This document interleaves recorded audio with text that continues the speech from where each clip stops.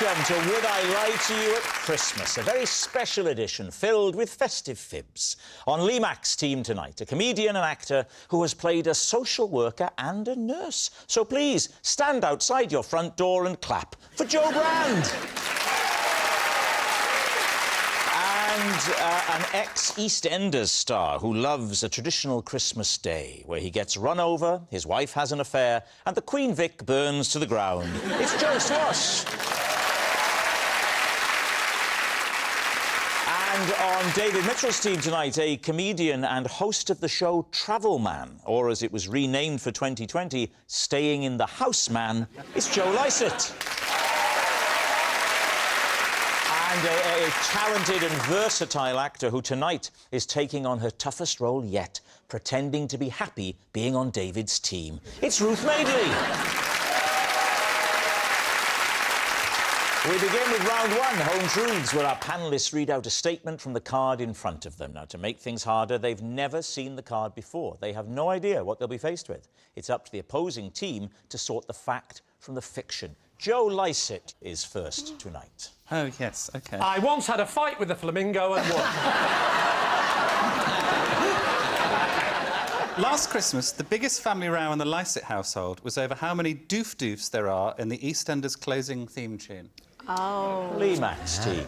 So you mean the bit just before the music starts, I mean, obviously, you know, you were in EastEnders. Yeah, but I never actually got myself a duff-duff. Oh, no. I was there for 6 years, no duff-duff. You never had a duff-duff? I had one duff-duff, and Wendy Richards was in it, and then when they took it to the edit, they zoomed in on her and cut me out of the duff-duff. How many duff-duffs did your family decide there were? So, it was a generational gap. So me and my sister thought there were 8, because there are 8. My parents thought there were 7. Give us your 8. Doof, doof, doof, doof, doof, doof, doof, doof. Oh, I think you're wrong. Excuse me, though. No, that can't be. That's not how many doof-doofs there are. That's how many doofs there are. If the unit is doof-doof, then there are 4. He does have a point, you know. David has never been invited to someone's house for Christmas. I think you stuck too many duffs in there. Go on, you do it. Doof, doof, doof, doof, doof. No. That's not it. You were in the show!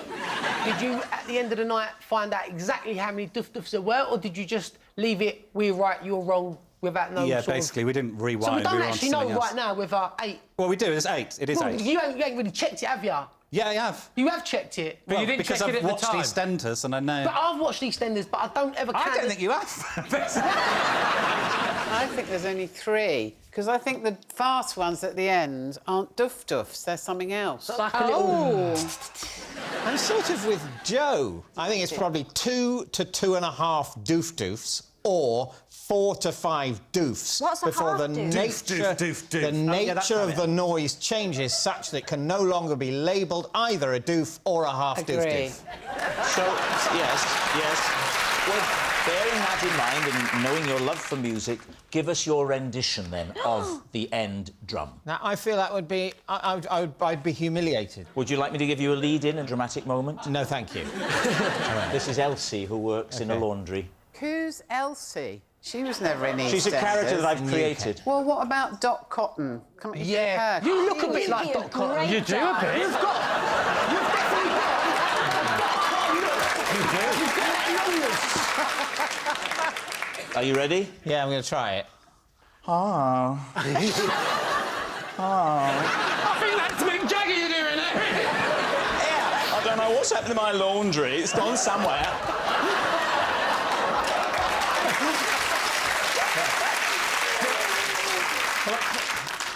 Doof, doof, doof, doof, doof, doof, doof, doof. All right. What do you think? Well, that sounds like the washing machine's broken. Yeah. See, I think after about 5 minutes, I would have just gone to the YouTube and had a little look on there. I think he's lying. I always like to go counterintuitive, so I'm going to say I think he's lying as well. Yeah. OK, I'm going to have to say lie. You're going to have to say lie. OK, Joe Lycett, truth or lie? It's a lie. Oh, that is so bad.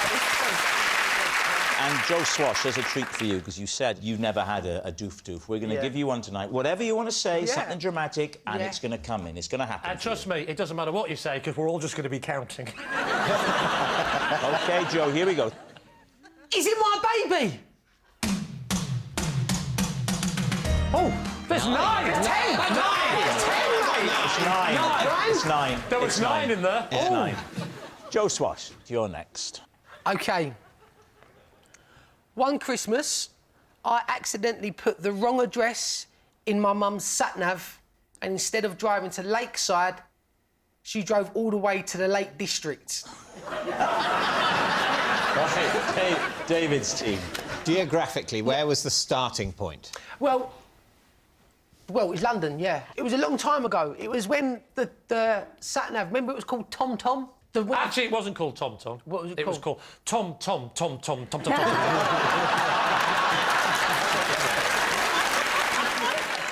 So I've always had slight dyslexia as a kid, so I sort of... Oh, so maybe it wasn't a Tom Tom, maybe it was your MOT. Could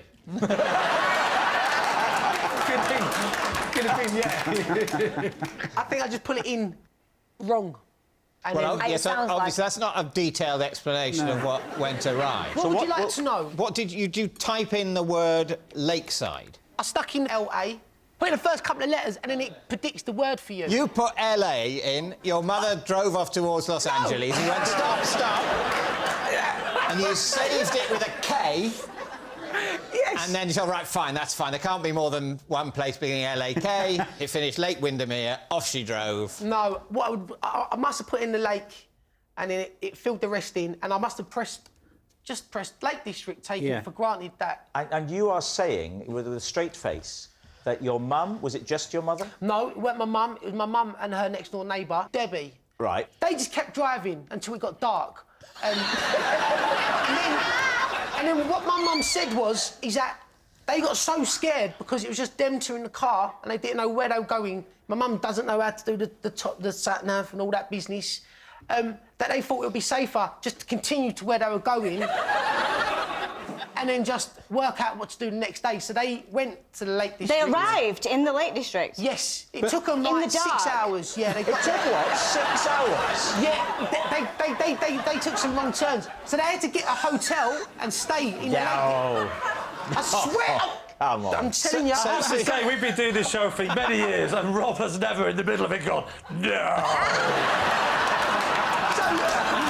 So after about 3 hours in, they got so far that they weren't going to come back in the same day. They were going to continue and stay where they were. Yeah. Debbie phoned her husband, which I think they should have done a lot earlier because he's a cab driver. Even if he wasn't, it would make sense, really, to make contact. So what did they do, Joe? Did they stay over there? They stayed over. And then what? I got a phone call. Yeah.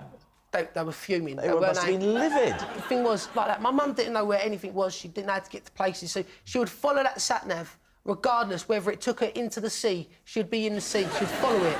So And yet you put the destination in with such little care. I just didn't think I was going to... Honestly, when she told me, even I was surprised. I asked the same questions as you asked, like, why didn't you come home? Why did you stay? None of it made sense to me either.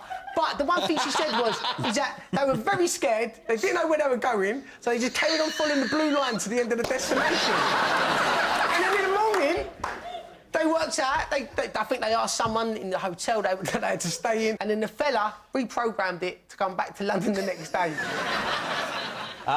Joe Lycett, what are you thinking? I think it might be true. I can see real hurt in him. It's doable.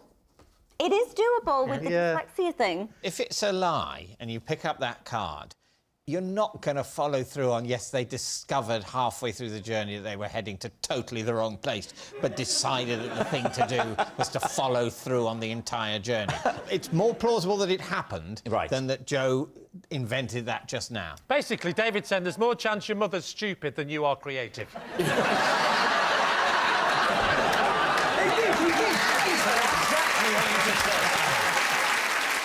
I think we think true. I think we think true. It's true that they drove all that way. Joe Swash, was it true or was it a lie? Yeah, it happened, yeah. Yes, it's true. Joe did accidentally send his mum to the Lake District. Ruth, you're next. Right. Because my dog hates loud noises so much, I always put earmuffs on him before we pull our Christmas crackers. At least two. Right. What type of dog do you have? I have a British Bulldog. The dog don't mind having these on his ears? No, not at all. How old is your dog? He's 2. If I've got a new dog and we're having Christmas dinner and he don't like the bang, I'll put him in another room. So why am I going to put in all the effort to kind of teach him to put his earmuffs on? Why would you, like, OK, I don't think did you say teach him to put the earmuffs on? I mean, I don't think she suggested to go, oi, Bonzo, we're about to pull again, stick them on. The dog's going, OK, right. OK, Lee,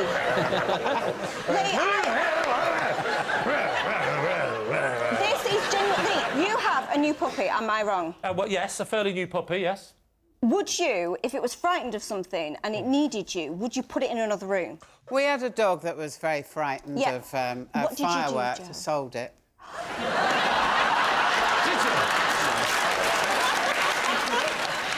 Did you? I don't know if you got advice from a vet or something about what to do, or... We were given the name of this dog specialist who could help with anxiety. What was his qualifications? I didn't read his qualifications. I suspect he might have been a market trader that also sold earmuffs. No, they were my earmuffs. He didn't need to give me earmuffs. OK, so what are you going to say?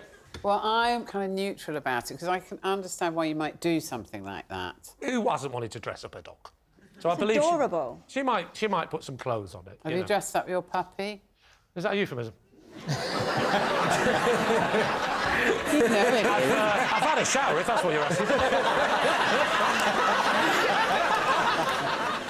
So what are we going to say? So Joe says it's... A lie. You think it's a lie. It's too much hassle. Lie. I think it's got to be a lie. OK, It's got to be, hasn't it? So you're saying it's a lie. OK, Ruth, was it the truth or were you telling a lie? You all look like idiots because it was a lie.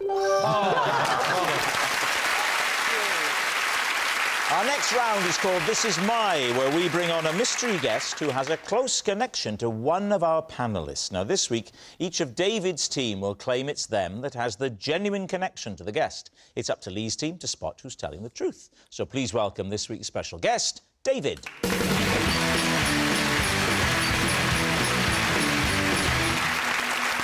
So, Joe Lycett, what is David to you? This is my neighbour, David, and last year, to save money, we time-shared a Christmas tree.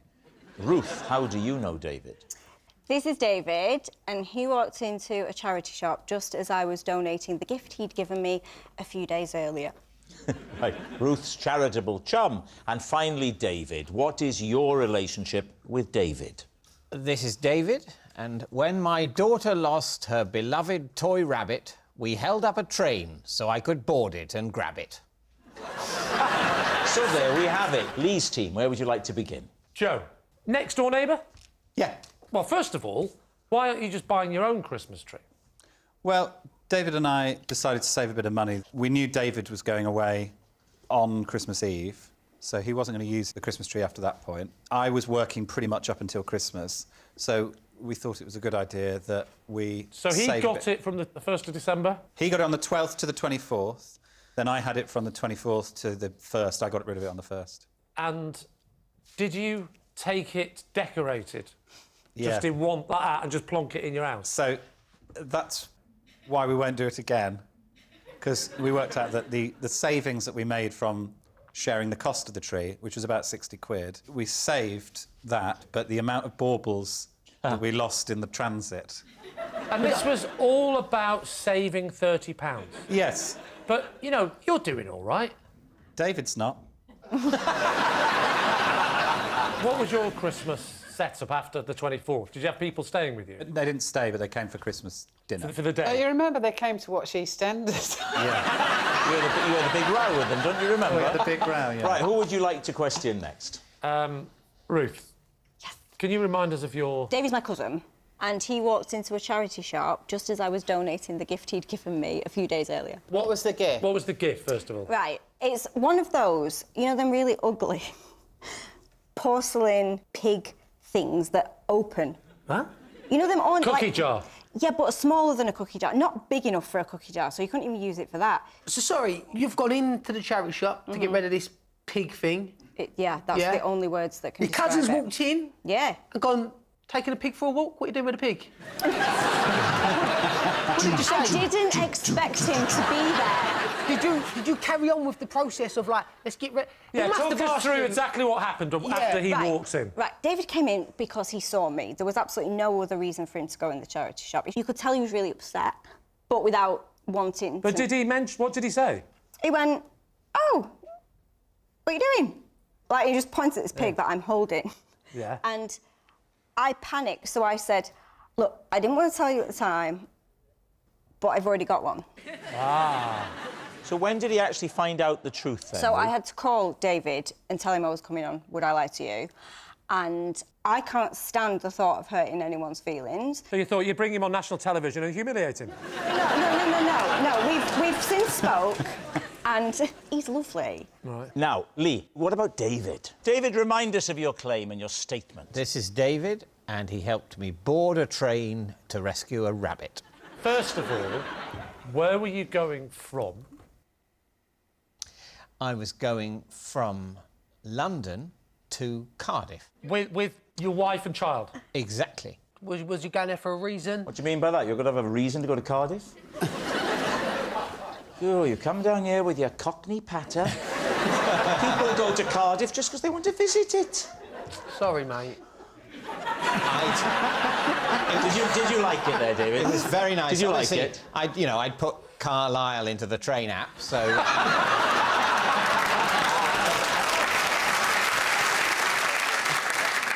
Talk us through what happened. Well, what happened? We got on the train, Yeah. and she... this rabbit, called Pink Rabbit... It's a pink rabbit. What's it called? She calls it Pink Rabbit. That's it, she's got your sort of creativity. Thank you. And it's her second favourite cuddly toy. Who's the favourite? The favourite is another rabbit. He's called Wiggles. Wiggles. Oh, OK. Aww. But Wiggles never leaves the house. Oh, has he got an asbo? It's better we always know where Wiggles is. Oh, OK. But Pink Rabbit is the favourite of the toys she will take out of the house. How had you acquired the rabbit? Where did the rabbit come from? It was probably a Christmas present at some point. But the thing is, it was around for a couple of years. Among the various, she got lots of toy rabbits and that sort of thing. And then suddenly, and I'm not quite sure why, Pink Rabbit came to favour. It was like Stalin emerging as the front runner of the Politburo. You know, Are you still doing the bedtime stories? He wasn't the obvious successor to Lenin, but then a few years later, suddenly he's in charge. So Pink Rabbit has had a meteoric rise. Right. Yeah. You get off the train at Cardiff. Exactly. And when do you realise the rabbit's gone? When we've got to the hotel and my wife realises, and a look of... She's married to you and has a breakdown. Thank you. As always, you've made it so Christmassy. But then she sort of takes me aside and says, I don't think we've got Pink Rabbit. And at no point has your daughter made any reference to this rabbit, even though it's her favourite rabbit. I know. The thing is, when we got on the train, my daughter said, I'd like... Can we get Pink Rabbit out of the bag? I want to have Pink Rabbit with me on the train. And it was my strong view that that was a bad idea. That we should keep Pink Rabbit in the bag where we know where Pink Rabbit is and only get Pink Rabbit out when we get to Cardiff. But no, I was overruled. It was apparently fine, and she would keep an eye on Pink Rabbit and not forget about Pink Rabbit. OK. So, your wife said to you, Pink Rabbit's gone. Yeah. Do you phone the train station? Because Pink Rabbit's on the way back to London. No. No? No. Pink Rabbit is on the way to Swansea. Yeah. Where it is going to turn round and then head back to London via, and here's the loophole... The Lake District. No, via Cardiff. The train is coming back via Cardiff. So you know now where the train is headed. So what do you decide to do? We go to Cardiff station in order to get on it and look for Pink Rabbit. But you All said... for you a said cuddly toy. Oh, yes. How many children do you have? One. Well, of course, classic only child scenario. I've got 5. I would have said the rabbit's dead. Get on with your life. So what happened? Well, we went to the station. Yeah. David was in the sort of glass room / booth next to the barriers. It's nice that he's brought it with him. We went up to him and said, look, we haven't got tickets for the train, but we don't want to get on the train. We want to go and retrieve a toy rabbit. And he looked quite stern and severe and then nodded and went, yeah, that's fine. And it was a wonderful moment of possibility. Right. So then what happened? The train comes into the station. My wife goes to the front of the train to talk to the driver. She's such a flirt. And we've worked out where our carriage would be coming in. Yes. I get on the right carriage to look for Pink Rabbit and, as it turned out, thankfully find Pink Rabbit and then get off the train. The bit we haven't heard yet is that if you have specifically said, I don't think the rabbit should leave the bag, and then you get to the hotel and she says, oh, we haven't got the rabbit. How did that conversation go? Well, what can I say? I'm a hell of a guy. But what did you actually say? I did not say, I told you so. You didn't say I told you so. I did not say I told you so. You might not have said it with your mouth. Did you say it with your eyes? Oh, well, I can't Did you go... affect that, can I? Can't affect what they're doing. They're always admonishing everyone. But no, I didn't say that because I knew my wife would already have been thinking it. It was not necessary for me to say those words because they were already in her brain. So be honest. And at some point she is going to say, you told me so, for me, as indeed she subsequently did. And so That is when a relationship is working. We need an answer. So, Lee's team, is David Joe's frugal friend, Ruth's charitable chum, or David's rabbit rescuer? This is a tough one. I mean, Ruth is... It's not likely, is it? No, I don't think that's likely. I'm genuinely torn between David and Joe. I don't know. I've been in the same situation and lost a teddy bear at the airport, and I was gutted, cried for ages. I'm going to go with David, because I've been there. I have also been there, so I do feel that this could be true. I'm aware of, like, how emotionally damaging these situations can be, and for that reason, we didn't buy our children any toys. So it's hard to know. Fair enough. Really. Yeah. Joe, what did you think? What's it going to be? Go with David. I'll go with David. We'll go with David. I'm going to say that David held up the train. OK. David, would you please reveal your true identity? I'm David, and David and I rescued his daughter's rabbit. Yes, David is David's rabbit rescuer. Thank you very much, David. Which brings us to our final round, Quickfire Lies, and we start with... It's Joe Brand. This box contains everything I need to play my family's favourite festive game. All right, so could you now take the contents out and put them onto the desk, please? Oh. Well, it's a plastic cup. Water. Pen there. Sheet of paper. Yeah. Well, it looks exciting. What you do, right, is you get at the glass. I'm a bit nervous about what you're going to do. Oh, all right. There we go, a little. You come up, like, with a category. A category, yes. Yes, like... Ah! Sorry, I've got cramp in my foot. Just bear with me a minute. Like diseases of the knee. Keep thinking.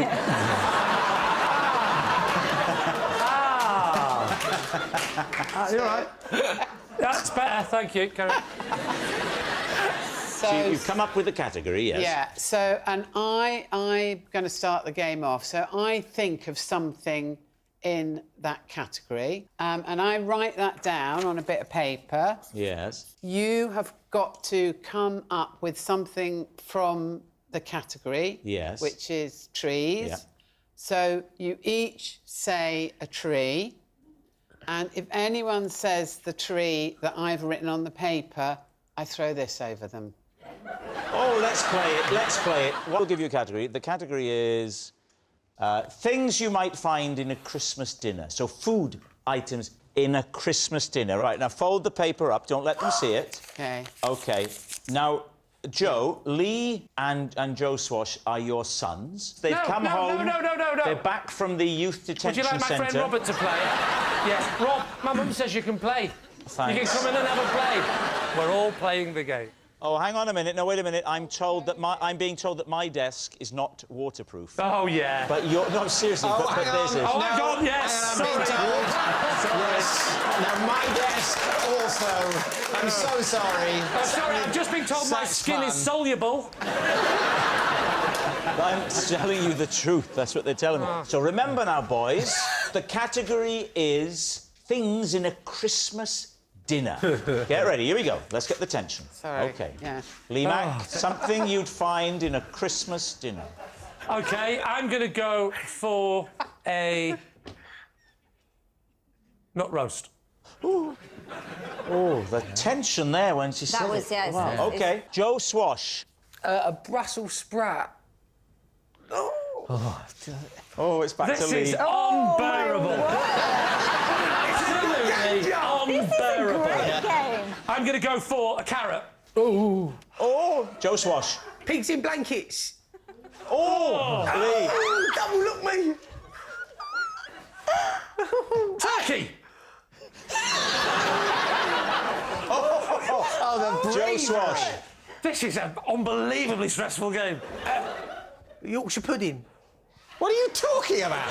That's not allowed. I have Yorkshire pudding in my Christmas dinner. No, this is... Yeah, only because it's set the sat nav for Brussels sprouts. Gravy. He said gravy as well. Gravy. He said gravy. Lee Mack. Gravy. Cranberry sauce. Joe Swash. Bit of turkey. He said turkey. He said turkey. No. OK, I'll go with some carrots. He said carrots. Right, I'll go with some stuffing.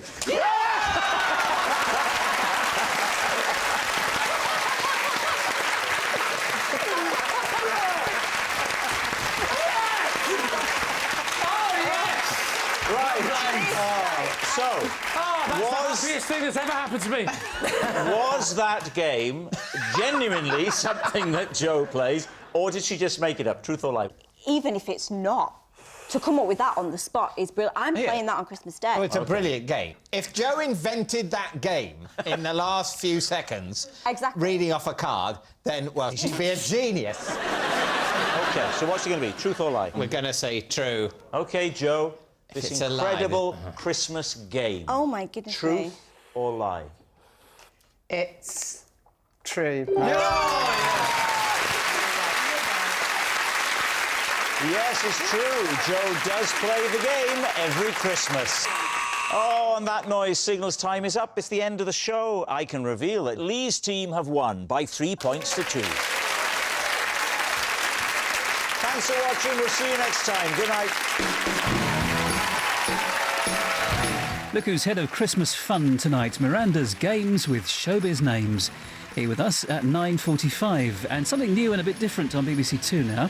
Olivia Colman, Helena Bonham Carter and Tom Hollander. In Cinderella?